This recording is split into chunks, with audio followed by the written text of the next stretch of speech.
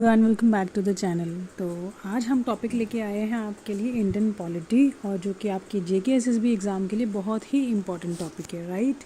और हम कवर करने वाले हैं स्टेटमेंट बेस्ड MCQs, जो कि JKSSB ने न्यू पैटर्न फॉलो किया है, राइट।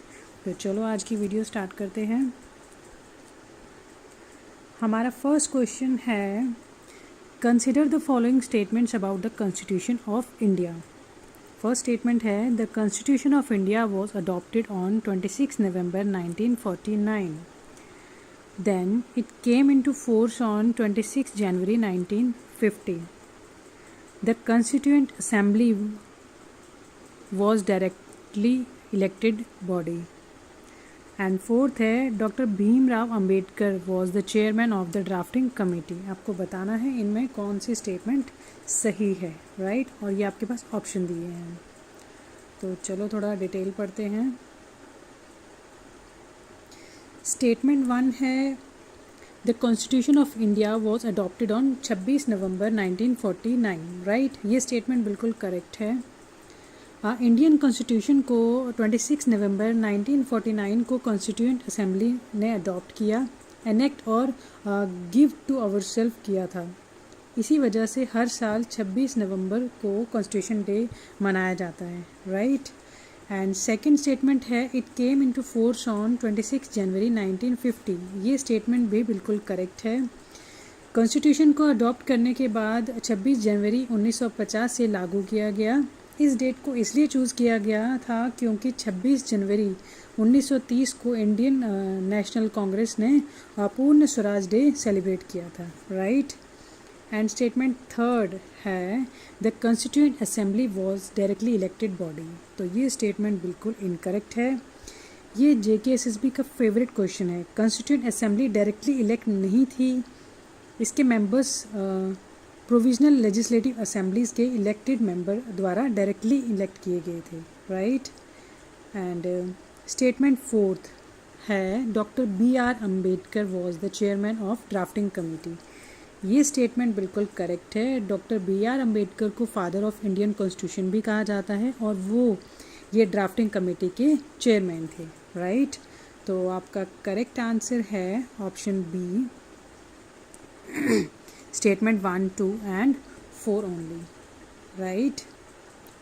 नेक्स्ट क्वेश्चन है हमारे पास, consider the following statements regarding the preamble of Indian constitution, right.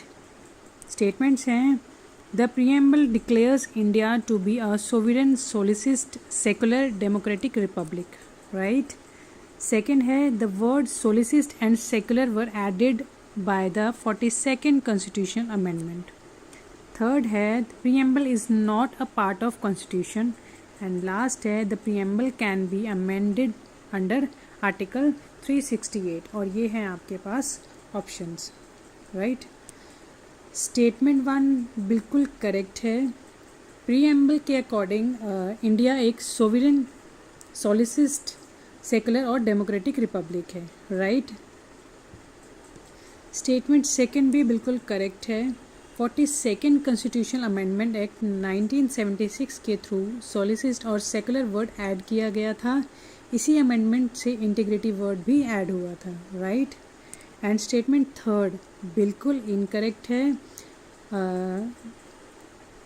कि the preamble is not a part of constitution, right.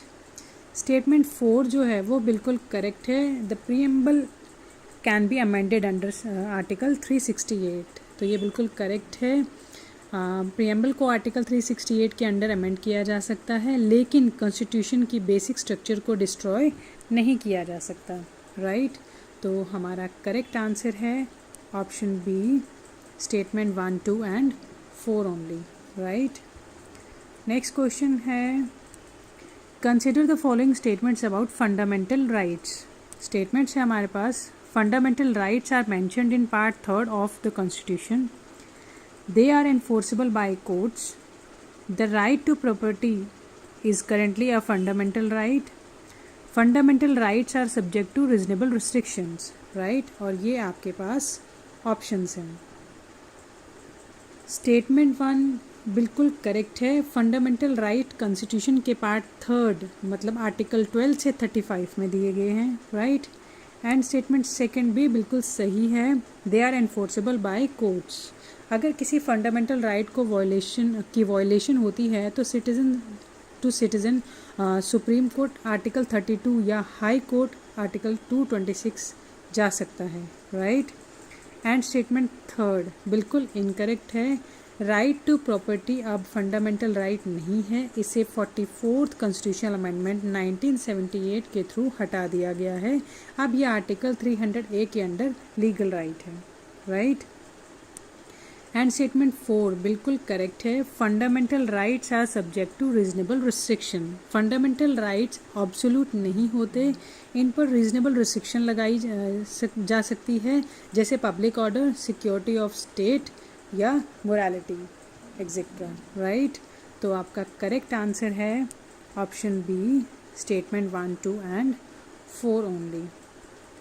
Next question है, consider the following statements regarding the directive principle of state policy. और हमारे पास statements हैं, they are mentioned in part 4 of the constitution, they are enforceable by the court, they aim to establish social and economic democracy, they were inspired by the constitutional Ireland, right। और ये आपके पास options दिए हुए हैं। Statement 1 बिल्कुल correct है। Directive principles part 4 article 36 से 51 में दिए गए हैं, राइट। एंड स्टेटमेंट सेकंड बिल्कुल इनकरेक्ट है, they are enforceable by any court. ये स्टेटमेंट करेक्ट नहीं है। नॉन जुडिशियल होते हैं, मतलब इन्हें कोर्ट में एनफोर्स नहीं किया जा सकता, राइट।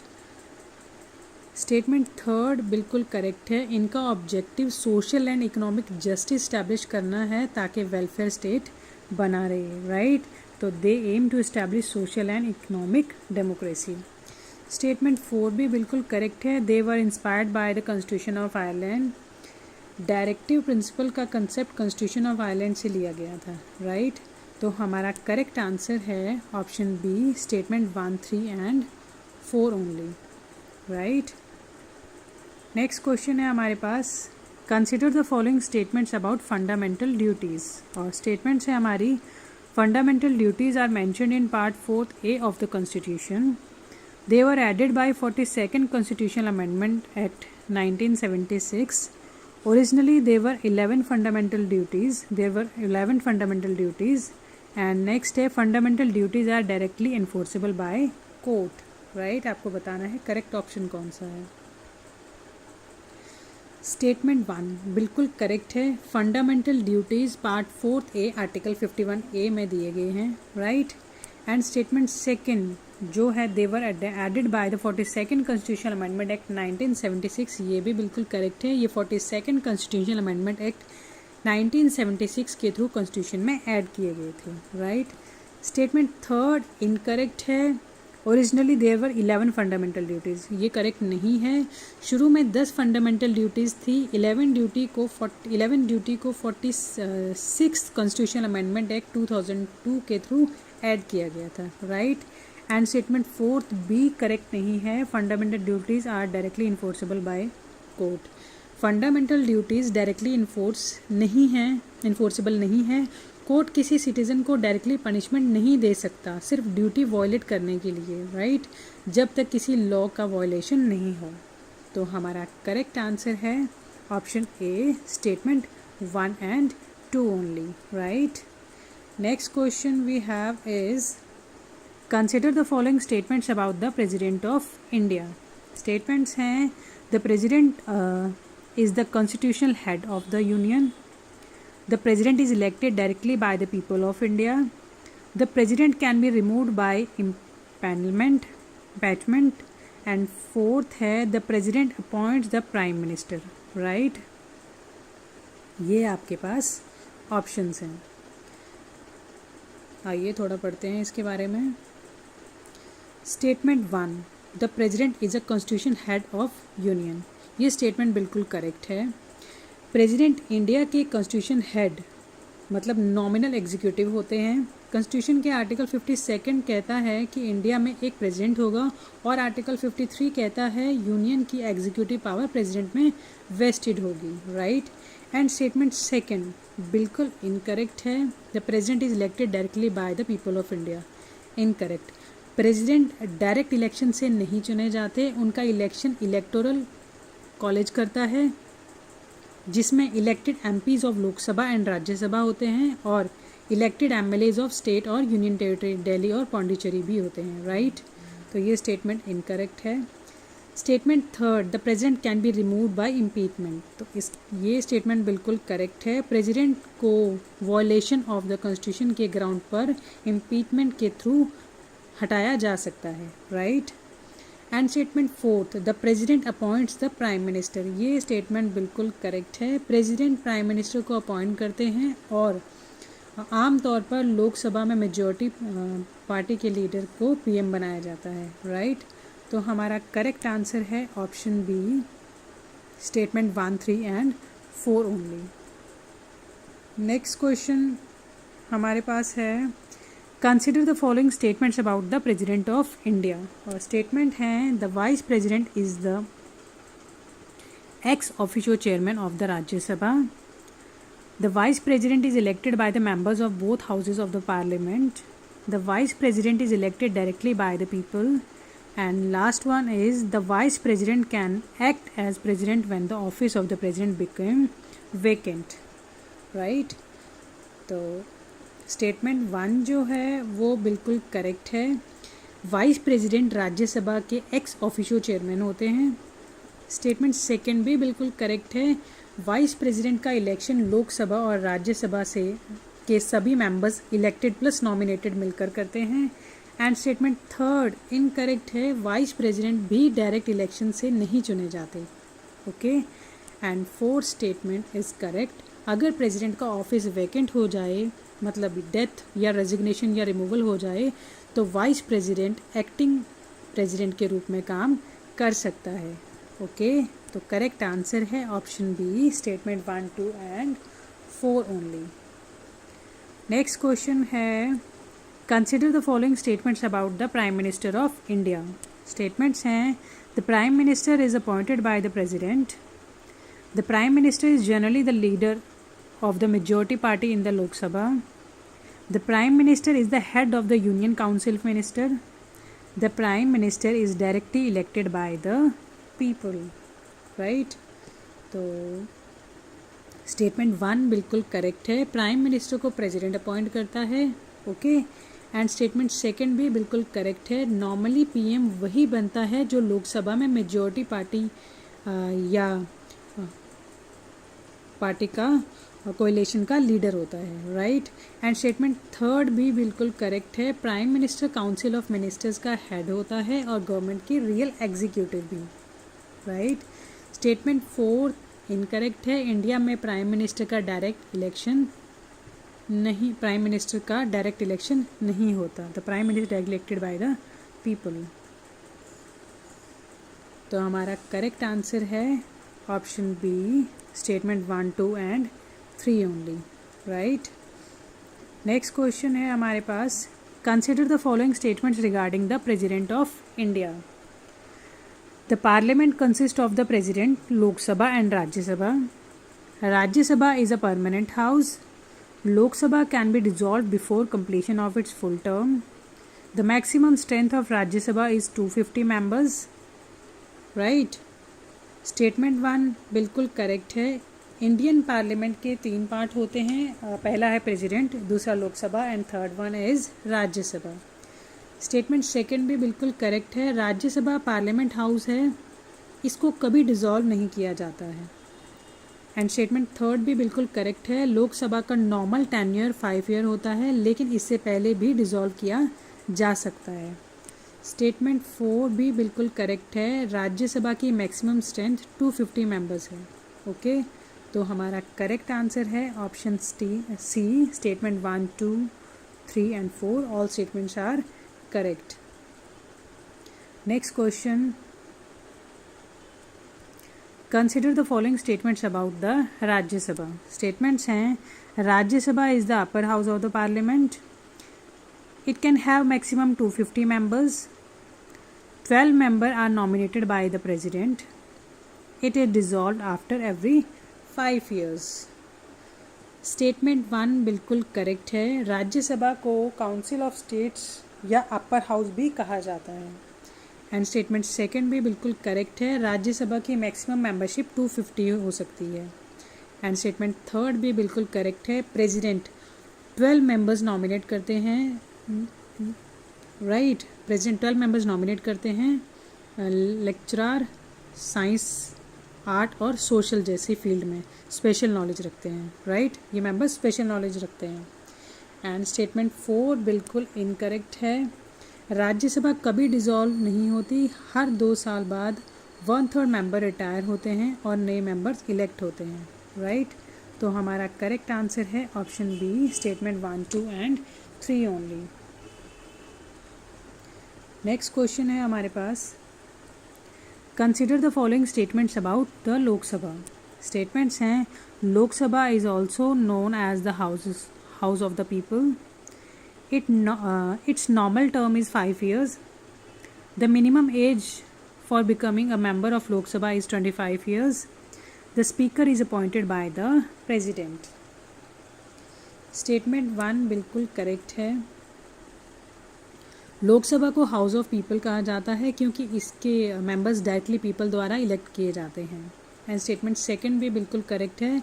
लोकसभा का नॉर्मल टेन्योर 5 इयर्स होता है, लेकिन नेशनल इमरजेंसी के दौरान इसका टेन्योर बढ़ाया जा सकता है और प्रेसिडेंट इसे 5 साल से पहले भी डिसॉल्व कर सकते हैं, राइट। स्टेटमेंट 3 भी बिल्कुल करेक्ट है। लोकसभा इलेक्शन लड़ने के लिए कैंडिडेट की मिनिमम एज 25 साल होनी चाहिए, राइट। तो आप याद रखें, लोकसभा के लिए 25 साल और राज्यसभा के लिए 30 साल, राइट। एंड स्टेटमेंट 4 बिल्कुल इनकरेक्ट है। स्पीकर को प्रेसिडेंट अपॉइंट नहीं करता। लोकसभा के मेंबर्स अपने बीच से स्पीकर और डिप्टी स्पीकर का इलेक्शन करते हैं, राइट। तो हमारा करेक्ट आंसर है option B, statement 1, 2 and 3 only, right. Next question है, consider the following statements regarding the supreme court of India. The supreme court is the highest judicial body in India. It has original appellate and advisory jurisdiction. The Chief Justice of India is appointed by the President. And fourth one is the Supreme Court can issue writ for the enforcement of the fundamental rights. हमारा statement 1 बिल्कुल correct है। Supreme court India की highest court of law है, right. And statement 2 भी बिल्कुल correct है। Supreme court के पास 3 important jurisdiction हैं। ओरिजिनल ज्यूरिडिक्शन जिसे सेंट्रल स्टेट डिस्प्यूट का डिपार्टमेंट है, एंड अपीलाइट ज्यूरिडिक्शन जिसमें अपील्स होती है, एंड एडवाइजरी ज्यूरिडिक्शन जहाँ प्रेसिडेंट को एडवाइस देना होता है, राइट। तो स्टेटमेंट 3 भी बिल्कुल करेक्ट है। चीफ जस्टिस ऑफ इंडिया को प्रेसिडेंट अपॉइंट करते हैं, राइट। एंड स्टेटमेंट 4 भी बिल्कुल करेक्ट है। आर्टिकल 32 के under supreme court writ issue कर सकता है और फंडामेंटल राइट को प्रोटेक्ट करने के लिए, ओके। तो हमारा करेक्ट आंसर है option C, statement 1, 2, 3 and 4। Next question है हमारे पास, consider the following statements about the election commission of India. Statements हैं, it is a constitutional body. It conducts election to parliament and state legislature. It conducts election to the office of the president and vice president. And it conducts election to panchayats and municipalities. तो statement 1 बिल्कुल correct है। Election commission of India एक constitutional body है, right. And statement 2 भी बिल्कुल सही है।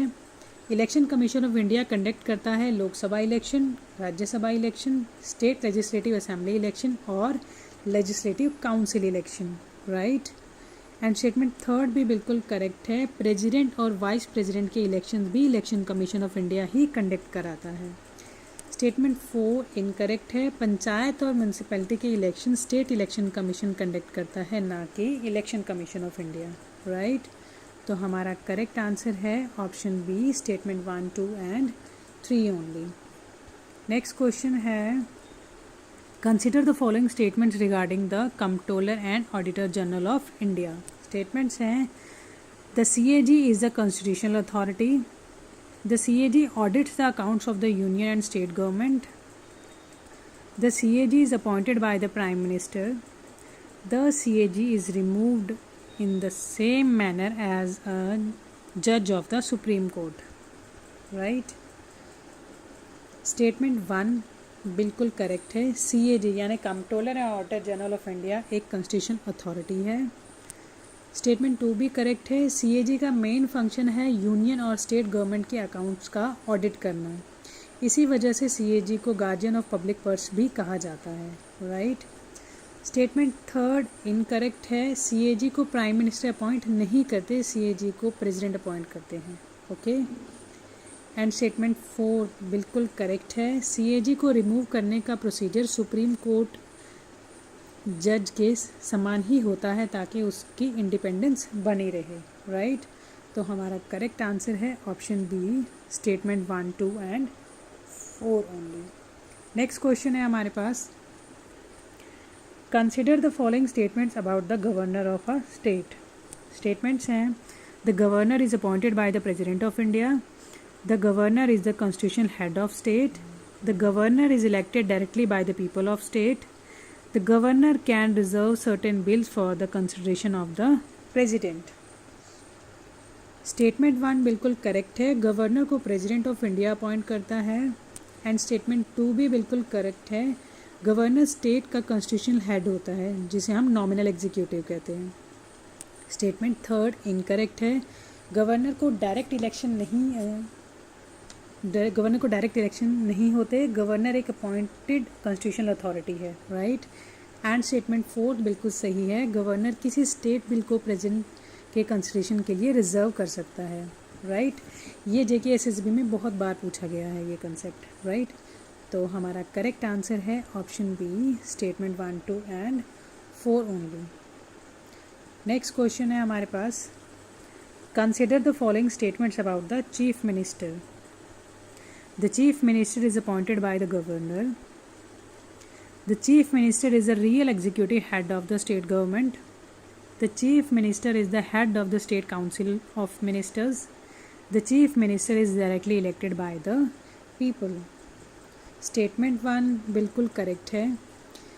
Constitution के आर्टिकल 164 के अकॉर्डिंग गवर्नर चीफ मिनिस्टर को अपॉइंट करता है. जनरली गवर्नर उस व्यक्ति को CM अपॉइंट करता है जिसके पास स्टेट लेजिस्लेटिव असेंबली की मेजॉरिटी होती है. ओके. एंड स्टेटमेंट 2 भी बिल्कुल करेक्ट है. जैसे सेंटर में प्राइम मिनिस्टर रियल एग्जीक्यूटिव होते हैं वैसे ही स्टेट में चीफ मिनिस्टर रियल एग्जीक्यूटिव होते हैं. गवर्नर सिर्फ कॉन्स्टिट्यूशनल या फिर नॉमिनल हेड होता है. ओके.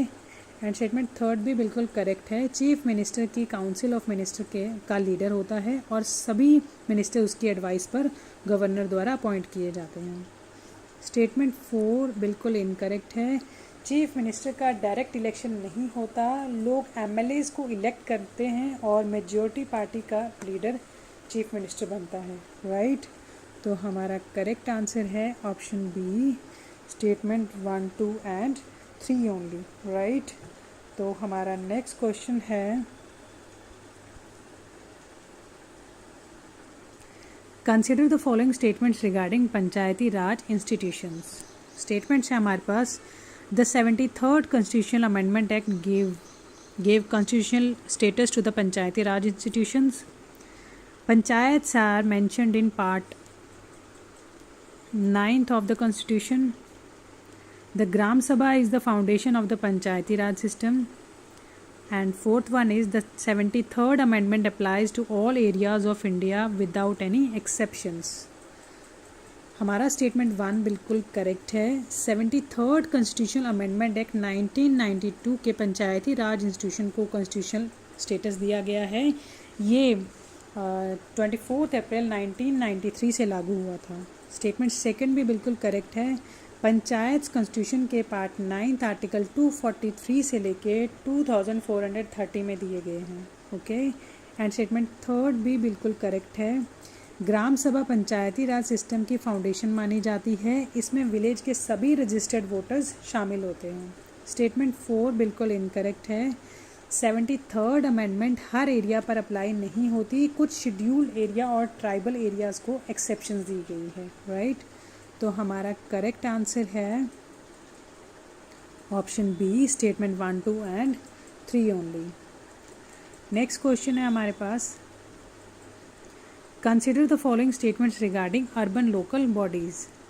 स्टेटमेंट्स हैं, the 74th Constitutional Amendment Act deal with the municipalities. Municipalities are mentioned in Part 9th A of the Constitution. The normal term of municipality is 5 years, and the last one is the mayor is always directly elected by the people in every state. तो statement 1 बिल्कुल correct है। 74th Constitutional Amendment Act 1992 urban local bodies यानी municipalities से related है। And statement second भी बिल्कुल correct है। Municipalities constitution के पार्ट 9 थे, आर्टिकल 243 से लेकर 243 जी में दिए गए हैं, राइट। एंड स्टेटमेंट थर्ड भी बिल्कुल सही है, म्यूनसिपैलिटी का नॉर्मल टेन्योर 5 ईयर्स होता है। स्टेटमेंट 4 इनकरेक्ट है, हर स्टेट में मेयर का डायरेक्ट इलेक्शन नहीं होता, कुछ स्टेट्स में मेयर डायरेक्टली इलेक्टेड होते हैं, जबकि कुछ स्टेट्स में काउंसलर्स द्वारा इलेक्ट किए जाते हैं, राइट। तो हमारा करेक्ट आंसर है option B, statement 1, 2 and 3 only. Next question है हमारे पास, consider the following statements regarding a money bill. A money bill can be introduced only in Lok Sabha. It can be introduced only with the prior recommendation of the President. The Rajya Sabha can reject a money bill. The Speaker of Lok Sabha decides whether a bill is a money bill. Right? तो statement 1 बिल्कुल correct है, money bill सिर्फ लोकसभा में introduce किया जा सकता है। Statement second भी बिल्कुल सही है, मनी बिल को इंट्रोड्यूस करने के लिए प्रेसिडेंट की प्रायर रिकमेंडेशन ज़रूरी होती है। स्टेटमेंट थर्ड इनकरेक्ट है, राज्यसभा मनी बिल को रिजेक्ट नहीं कर सकती, राज्यसभा सिर्फ रिकमेंडेशन दे सकती है और उन्हें 14 दिन के अंदर लोकसभा में भेजना होता है। स्टेटमेंट 4 भी बिल्कुल करेक्ट है, कोई बिल मनी बिल है या नहीं इसका फाइनल डिसीजन लोकसभा स्पीकर लेता है, राइट। इसलिए हमारा करेक्ट आंसर है option B, statement 1, 2 and 4 only. Next question है हमारे पास, consider the following statements regarding the emergency provisions in India. Statements हैं, the constitution provides for national emergency, president rules and final emergency, financial emergency. Second है, national emergency can be declared on the ground of war, external aggression और armed rebellion, right. President's rule imposed under Article 356 and last one is financial emergency has been imposed several times in India. Statement 1 बिल्कुल correct है, The Constitution provides for national emergency, president rule and financial emergency. Indian constitution में 3 type की emergency का provision है, national emergency article 352, president rule article 356 और financial emergency article 360, right. Statement 2 भी बिल्कुल correct है, national emergency war, external aggression और armed रिबेलेशन के ग्राउंड पर डिक्लेयर की जा सकती है। स्टेटमेंट 3 भी बिल्कुल करेक्ट है, प्रेसिडेंट रूल आर्टिकल 356 के अंडर इम्पोज की जाती है जबकि स्टेट में कॉन्स्टिट्यूशनल मशीनरी फेल हो जाए, राइट। स्टेटमेंट 4 इनकरेक्ट है, financial emergency has been impose several time in India. ये इनकरेक्ट है, गलत है, आज तक इंडिया में फाइनेंशियल इमरजेंसी कभी भी इम्पोज नहीं हुई है, राइट। इसलिए हमारा करेक्ट आंसर है option B, statement 1, 2 and 3 only, right. तो आगे के क्वेश्चंस हमारी दूसरी वीडियो में आएंगे, right. Thank you so much.